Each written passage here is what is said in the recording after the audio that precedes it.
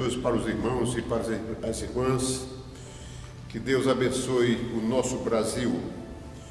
Nós hoje vamos para mais um estudo bíblico na Epístola de 1 Coríntios, capítulo 4, versículo 6. E o título do nosso estudo é A Vanglória dos Coríntios, a humildade e a autoridade do apóstolo. Quem escreveu essa carta foi o apóstolo Paulo, e é bom nós aprendermos com esse mestre da evangelização para que nós possamos melhorar a nossa produtividade no reino de Deus. O versículo primeiro fala assim: E eu, irmãos, apliquei essas coisas por semelhança a mim e a Apolo, por amor de vós, para que em nós aprendais a não ir além do que está escrito, não vos ensoberbecendo a favor de um contra o outro. Paulo estava falando exatamente da dissensão, do problema na igreja. As pessoas estavam criando grupos e criando também favoritos com relação à pregação. Uns diziam, eu sou de Paulo, outros diziam, eu sou de apóstolo, eu acho que Pedro prega melhor. Mas Paulo estava orientando, colocando como exemplo dele e Apolo, para que os irmãos pudessem entender que na igreja não é lugar de um aparecer em detrimento do outro, e nem também de criar grupinhos, porque isso atrapalha a unidade da igreja. Está escrito em 1 Coríntios, capítulo 1, versículo 10, o seguinte: Paulo disse: Rogo-vos, porém, irmãos, pelo amor de nosso Senhor Jesus Cristo, que digais todos uma mesma coisa, e que não haja entre vós dissensões, antes sejais unidos em um mesmo sentido e em um mesmo parecer. Ou seja, Paulo está falando de unidade, porque, ora, a igreja tem o Espírito Santo, cada um convertido tem o Espírito Santo. Se começar a criar dissensão, vai entristecer o Espírito Santo. Então a pessoa vai diminuindo na fé e vai perdendo a autoridade espiritual. A Bíblia também diz, em 2 Coríntios capítulo 2, versículo 16, que nós temos a mente de Cristo. Mas se começarmos a criar problema na igreja, contra o pastor, falando mal dos irmãos, logo nós não teremos a mente de Cristo. Porque como pode uma pessoa ter a mente de Cristo falando mal da outra pessoa, não é? Como pode a pessoa ter a mente de Cristo criando dissensão e divisão na igreja? Então, irmãos, quando você vê um rebuliço numa igreja, não é? Até hoje ainda existe divisões dentro da igreja. Pode saber que os irmãos estão ali como crianças na fé, como infantis na fé, tomando leite espiritual, ainda não tem condição de alimentar-se de um alimento sólido, de suportar uns aos outros. Logo ele se aborrece, ele cria constrangimento no meio da igreja. Isso não é bom. Então, para o bem geral, o apóstolo Paulo tomou esse cuidado para evitar, também que Deus faça as correções. Porque quando Deus faz a correção de uma pessoa, ele não se livra não, sabe? Por mais que ele se esforce, mas ele não tem controle de si mesmo. Porque Deus é o Senhor, é o arquiteto do universo, e o Senhor Jesus Cristo é o autor da vida. Então, nós precisamos nos corrigir rápidos, porque não temos tempo a perder. Então, o apóstolo Paulo já teve esse cuidado, dizendo assim: não vos ensoberbecendo a favor de um contra o outro. Então não pode haver confusão, porque Deus não é Deus de confusão. E no meio da igreja nós precisamos eliminar esse negócio. Quando a pessoa chega na igreja, ele vem com uma bagagem de fora da cultura mundana e tal. E um dia eu perguntei para o pastor experiente: pastor, por que a pessoa na igreja chega arrumando confusão e falando dos outros, e nas reuniões se aborrece e sai? Ele disse: irmãos, é porque a igreja é como um hospital, recebe a pessoa que veio doente lá de fora. Ele traz informações e aprendizados anteriores que não é da parte evangelística, que não é dessa palavra, da palavra de Deus. São comportamentos contrários. Então, quando a palavra vai alinhar o pensamento dele, ele tem alguma dificuldade, depois ele vai se acertando. Porque quando Deus chama, Deus trata, Deus cuida e Deus coloca a pessoa para uma posição de evangelização, né? Mas desde que tenha unidade e compreensão entre os irmãos, que haja também humildade. A humildade é não ser pretensioso, é não ser arrogante. Tem pessoas que são arrogantes, né? Faz parte do caráter da pessoa, do que ele aprendeu, daquilo que ele é. E ele é arrogante, mas Deus vai tratando, porque Deus é paciente, né? E nós devemos ser pacientes também com os irmãos que estão ainda em tratamento. E ser humilde é reconhecer as suas limitações, é reconhecer o outro e considerar o outro. Sabemos que nós dependemos do outro para vivermos, né?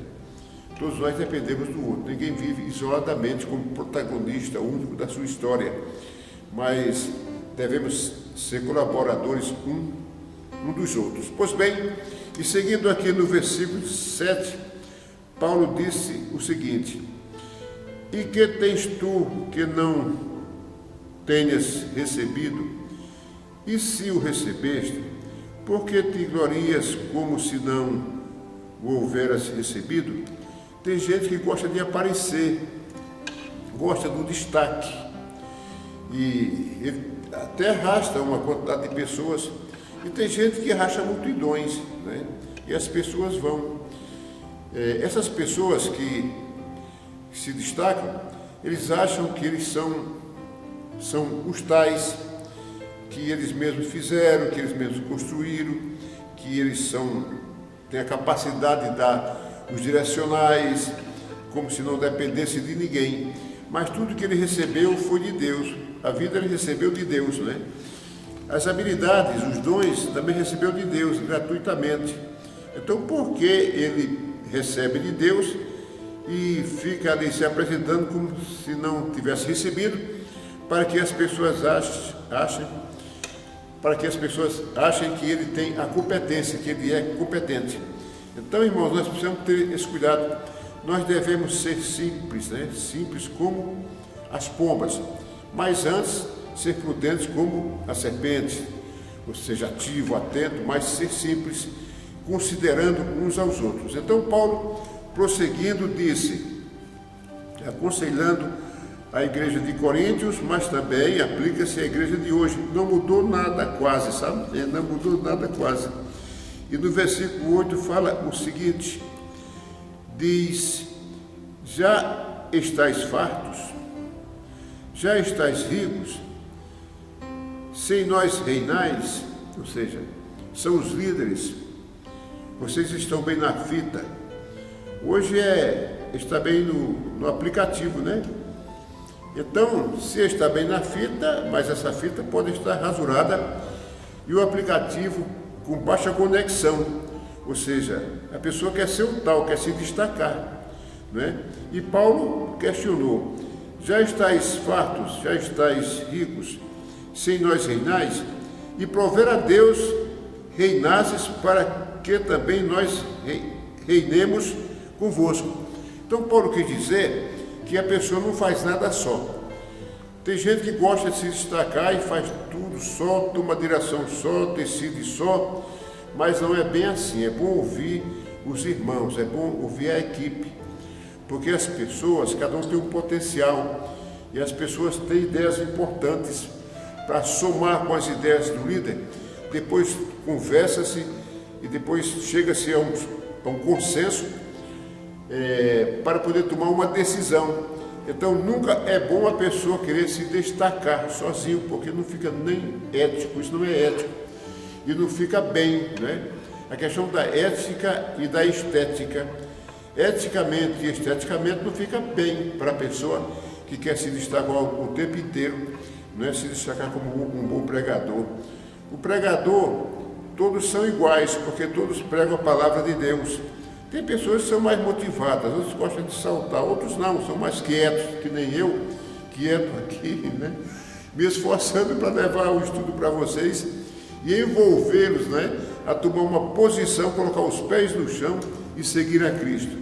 Então Paulo foi ensinando assim no versículo 9: porque tenho para mim que Deus a nós, apóstolos, nos pôs por últimos, como condenados à morte, pois somos feitos espetáculo ao mundo, aos anjos e aos homens. Então Paulo desabafou, né?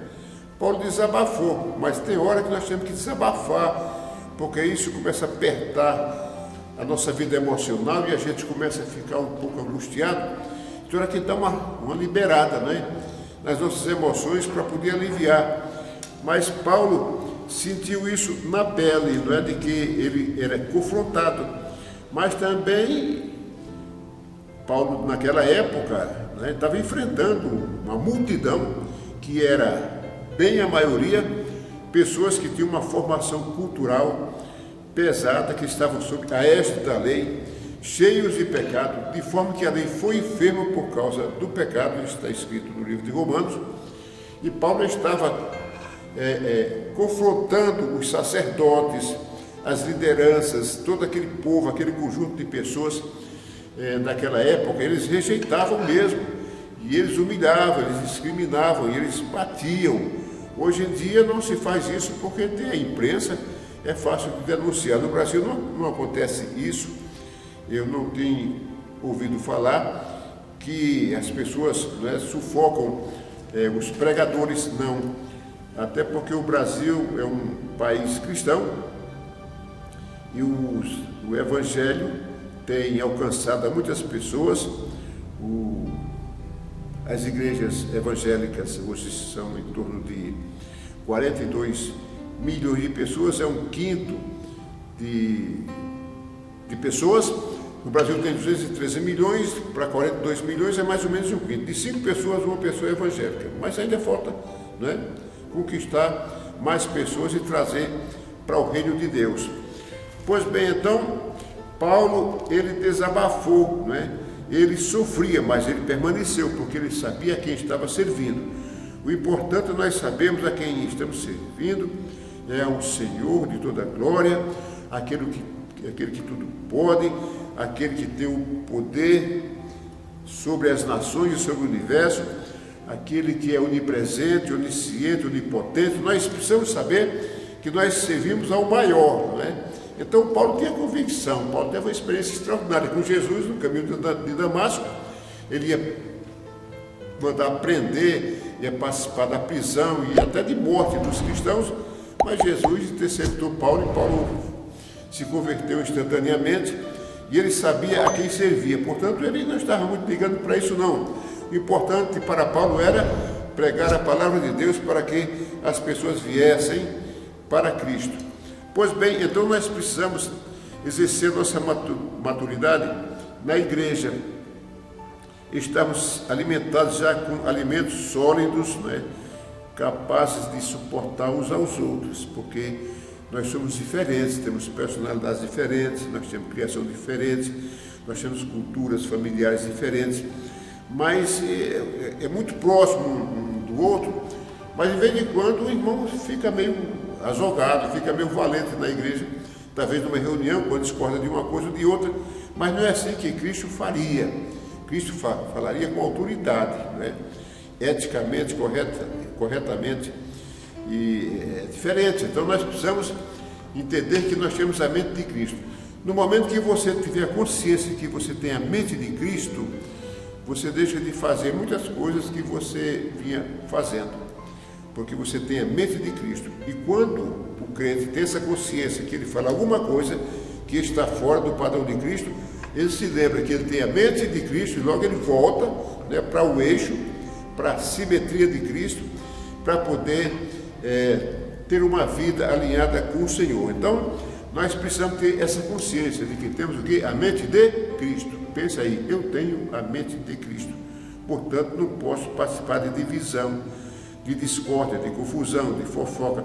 Eu não posso mexer com essas coisas porque eu tenho o mente de Cristo, porque no momento que eu me envolvo com essas coisas, no momento que a pessoa se envolve com essas coisas, ele não terá a mente de Cristo, ele terá a mente do cão, possivelmente, né? Então, vamos fugir da mente do cão para termos a mente de Cristo. Pois bem, então, seguindo aqui o versículo 10, Paulo diz: nós somos loucos por amor de Cristo. A mensagem do Paulo, ele disse: olha, para mim, viver é Cristo e morrer para mim é lucro, né? Eu vivo com Cristo, mas morrer para mim é lucro. Eu estou muito bem, do jeito que vier, eu estou bem, porque eu estou com Cristo. E ele disse: se vós, falando com eles, os que faziam as confusões, as separações, as dissensões, ele disse: se vós sábios em Cristo, né? Porque eles queriam ser sábios em Cristo, né? E Paulo disse: vocês querem ser sábios em Cristo, nós fracos e vós fortes. Só que aqui é o contrário, o fraco é forte e o forte é fraco, né? Porque toda a vanglória do homem passa, né? Mas a simplicidade e a humildade permanece e agrada a Deus. E disse: vós ilustres, ricos, e nós vis, né? Então Paulo falou isso para eles, para poder dar um choque mental, para ver se eles entravam dentro de uma linha mais próxima daquilo que agrada a Deus, porque eles estavam exagerando. Pois bem, e no versículo 11, Paulo fala assim: até esta presente hora sofremos fome e sede, e estamos nus, recebemos bofetadas e não temos pousada certa. Veja que era realmente uma batalha, era uma guerrilha, né? Paulo, Apolo, Pedro e os discípulos, você vê que eles morreram, foram mortos, né?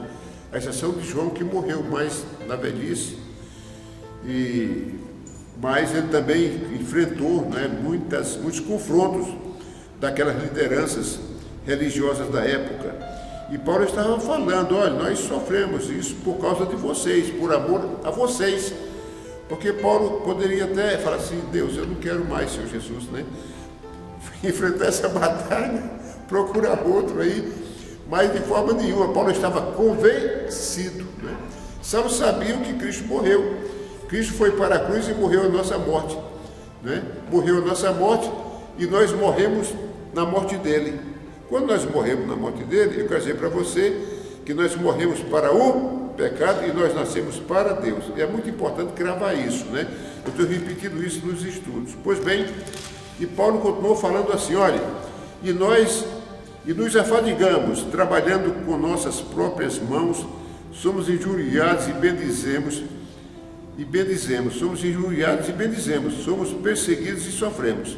Continuando, ele diz: somos blasfemados e rogamos, até o presente temos chegado a ser como lixo deste mundo e como escória de todos. Pois bem, veja que situação, né? Mas Paulo não desistiu. Hoje a igreja contemporânea não passa por isso. Não passa por isso. É raro se ouvir um caso, né, mais de discriminação, mas os irmãos têm resistido. Hoje procura-se status, um bom emprego, um bom carro. Aí surgiu a teologia da prosperidade, aí pronto, aí é chave de emprego, é chave daqui, chave de lá, e chave. E os irmãos começam a orar pedindo a Deus riqueza, benefícios e tal. É claro que riqueza e benefício é muito bom para a gente viver, melhor do que pobreza, né? Mas se vier uma crise, nós precisamos enfrentar, né? E quando nós pudermos ter o status, viver bem, é bom, ter uma família bem organizada, é bem, né? Então vamos vivendo, mas se a coisa arrochar, nós precisamos ter a consciência de que Paulo passou por isso, nós também podemos passar. Ser rejeitados, né? Ser maltratados, mas o importante é permanecer diante de Cristo e não rejeitar a mensagem do Senhor, não rejeitar o plano de salvação de Deus, né, para as nossas vidas. Então, Paulo é um exemplo de resiliência espiritual, de resiliência como servo obediente ao Senhor. Nele nós nos inspiramos e temos Paulo como uma referência. Não só Paulo, como Pedro e os outros apóstolos, que são os fundamentos da igreja. Mas nós precisamos tê-los como referência para nós e resistir às coisas que vêm, porque tem momento que nós mesmos, na nossa posição aqui, está tudo organizado, mas vem um problema ou outro, nós temos que aprender a resistir. Não adianta chegar na igreja e tornar-se sempre imaturo espiritual. Não, nós temos que ser cooperadores, não é? Do pastor, do diácono, do evangelista, do mensageiro, da pessoa que trabalha na portaria. Nós somos um corpo, o corpo de Cristo. Cada um tem uma função na igreja e todos são importantes para Deus. Portanto, tudo que nós fizermos, vamos fazer bem feito, porque Deus, ele é perfeito, ele vê todas as coisas. Portanto, não vamos deixar que o nosso galardão torne-se um galardão palha que se queima, feno que se queima, madeira que se queima, mas seja um galardão de qualidade, do padrão ouro, porque aí nós estamos bem com o Senhor, de forma que façamos isso com alegria e com prazer para o Senhor Jesus. Nós precisamos despertar em nós a consciência de que devemos trabalhar para Cristo, o nosso Senhor. Fiquem com Deus.